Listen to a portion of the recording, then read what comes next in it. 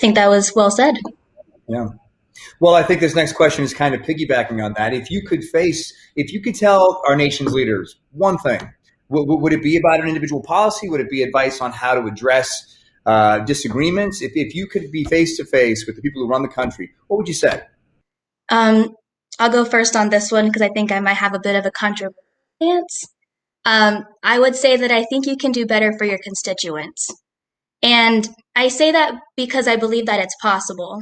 There's such a quick turnaround right now, or just with term limits, and a large emphasis on being reelected, especially in our House of Representatives, where most of their term for 2 years is kind of focusing on campaigning and being reelected, that the only real work that they do in policy is for about, I think, 6 months. And when the focus on being reelected is so important, it's easy to try to get that good one-liner in the media or have a really strong social media presence. But our communities don't receive as much attention and don't see much follow-up on the initiatives that were talked about during the campaigning or on that were previously promised. There's a lot of forces trying to create division, and it's our political leaders' jobs to navigate through that polarization and to lead. And I think it's important for our public officials to show us that engaging in politics isn't hopeless and that finding solutions is still a top. Very well said. I would just say, going off of what Jeff said on a personal side, is asking the question, why did you run in the first place? What's your purpose? Like, why are you doing this? Just getting an answer to that question, because if we don't actually know why we're doing what we're doing, what's the point, right? What is the why behind that? Right now, members of Congress, as Jeff said earlier, members of Congress, being a U.S. senator, being a U.S. congresswoman or congressman, that's a huge responsibility. We take it as just another job in society. It's not another job. It's also very novel in the scope of human history. And so we're counting on you. And we need you to be better. And we need to know why you're in this job. And I think asking that question will help them be better themselves because we believe in them and we need them.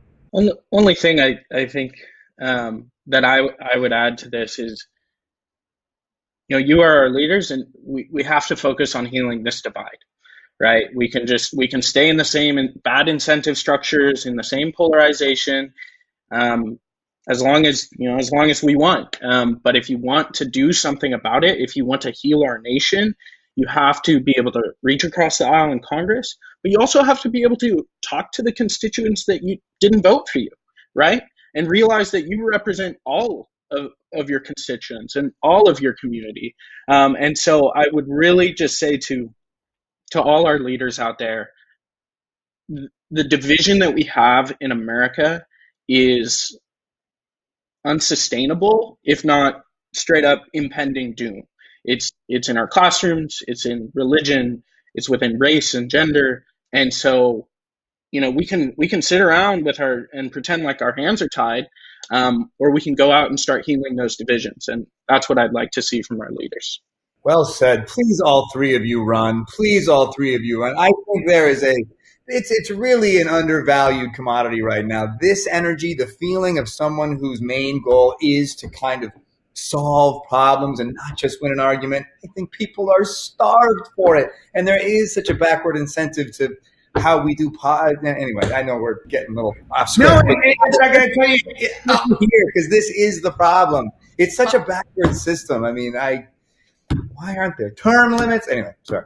100%. And I got to say, when we found Bridge or Bridge found us, when I started to look into these young adults and realize they literally just graduated schools that would normally, their parents, I'm sure, requested that they get actual jobs, that paid them a bunch of money from those pretty big educations that were paid for or loaned for, whatever. And they chose to double and triple down into this. Continually reinvigorated us. It holds. Don't get discouraged because the why is so big too. When Mark and I went to DC, I know we're getting a little off script. One of the main things we asked everybody is the why, because I think it's so easy to show up in DC idealistic, and very quickly you learn the rhythms and the racket and the fact that, like you said, the second you're in office, you're thinking about re-election. Look, guys, as we wrap up this conversation, we talked about a lot of heavy stuff today, and it can be tough. And we talked a lot about, hopelessness and frustrations and all of those things. And I want to end on the note, Ross, that you struck, which is healing. And I'd like to hear from all three of you. I want to know what you're hopeful that you will see in your lifetime, and not just what you're hopeful about, but what are you optimistic that you'll see? Because I think our nation is so bogged down in the bad and the disappointing and the we can't get anywhere like this. And I think it would be great to hear from your generation, what you really think you will see on a positive note. Well, I'm going to be honest, Juliana, when I got into this work, I was a pretty pessimistic person. And I was not very hopeful about the future of America or the world. But what gives me hope and what I'm hoping to see, every day I talk to students doing this work, engaged in this, working on the ground, on their campuses, tirelessly, day after day, to create these conversations, to heal our divides, right? And to have tough conversations that a lot of other people in the nation won't face. And what I hope to see and what I truly believe we will see is this next generation taking a hold of our future and what will happen to us right now, and beginning to work on these issues and find solutions. And I truly think that Gen Z is not only capable, but really desires and needs to do this. And that gives me a lot of hope. Jess, what do you think? Yeah, I definitely agree with Ross. I think something that's kind of exciting is working with Gen Z and then millennials in general is I think we're going to come out with a different mindset from our predecessors, and that we're looking at understanding the underlying values that help to drive the parties or individual policy choices. So I think in the long run, what I hope to see is more long-term solutions instead of like just Band-Aid solutions that are not solved between different leaders. And I think that with this new mindset that is possible. And that's what I'm looking forward to. Yeah, I'm a little emotional right now because the reason why I'm emotional is because we've given everything we've got to this work. And I remember when Mark had asked us to actually come visit him, and we're just doing this work. That's it. There's nothing else to it. And the reason why we're doing it is, and it means so much to be in this position after 4 years of grinding, working, and it's not about us. It's about the students that we represent, and this is a huge win for them.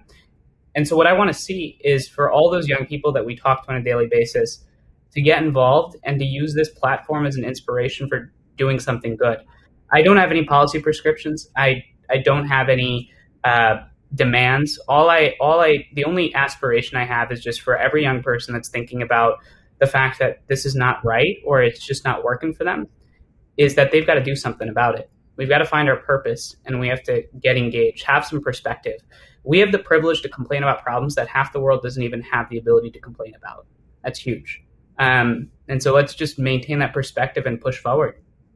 Absolutely. And, the work that you guys are doing, inspires hope. I think I can speak for all of us when I say that. As we wrap up our conversation, any final words, Chris and Mark, about ASP or the discussion we had today? This discussion was fantastic. It's so encouraging hearing voices from the younger generation. Like you said, Ross, not only are you guys capable of this, you guys are built for this. And I think you have a very fresh perspective on so many issues. You are tip of the spear in so many ways. And you can identify more readily than an older generation what simply is untenable, what's toxic. And to kind of break that chain requires a level of maturity and courage, vulnerability, a willingness that I think some of the more older ossified folks have a harder time accessing. So thank you guys for doing what you do. Keep it up. We need you. I'll say the same. When we first met, I think I said to Chris, I'm waiting to see the crack. This can't be real. You guys can't be this committed. And when we finally said, like, wow, they keep delivering. They keep knocking them out of the park. And so thank you. You keep us honest. And I also want to say, Juliana, thank you so much for leading this conversation. We really just appreciate Newsweek for supporting this whole month of examination through the lens of Bridge and of Gen Z to make sure that we are giving them the shot that they ask for to have their voice be instilled into the next set of conversations. So we're just happy to be here. Yeah, Mindy, how about you? Any final words? I would just say that I'm extraordinarily grateful. I have to say that none of us have been involved in school shootings. None of us have actually dealt with the trials of mental health. So the grain of salt that I want to give to this conversation is that we don't necessarily have the perspective that someone watching this is saying, why do these folks get to speak about it? But what I will say is that we're working hard to make sure that we reach that person that is annoyed that we're here and they want to be here. This is a platform for every young person to think about a new way to get involved. If you want kindness in our politics, you want humility, and you want real progress, there's a new way. And we're going and hitching our wagon to Bridge USA. You can do whatever it is that you want, but we need you to get out there and get involved. There's nothing more important we can be doing. It is so easy to give into the pessimism. And I want to give a huge, huge thank you to ASP, to Newsweek. Every week I'm like, when is this going to end? But either way, y'all have given us a tremendous platform, and it's so important. Every young person out there right now, think about what is it that you want to do, and we're going to help you get there. There's nothing more important we could be doing at this moment. So thank you all. And thank you, Ross. Thank you, Jess. These are my best friends. We did everything together. Jess came on as a senior. This is huge for us, and we're going to keep doing it. Thank you, Manu. And I want to thank you all so much for being here today. Chris, Mark, Jessica, Manu, Ross. This was a wonderfully productive and illuminating conversation, and I can't wait to see what you guys do next. You're so inspiring, and the work that you're doing is just really, really heartening. On behalf of Newsweek and ASP, I want to thank our audience so much for joining us. We really hope you'll stay engaged in conversations like these in the future. Thanks, Juliana. Great work. Thank you. Great stuff, everybody. Thanks, everybody. God, you guys are geniuses. Don't stop. Keep doing it. Stay engaged. And, man, we're lucky to know all three of you. Thank you so much. And, Juliana, great job. You nailed it. Excellent work. Thank you, guys. Incredible conversation. Great meeting all of you.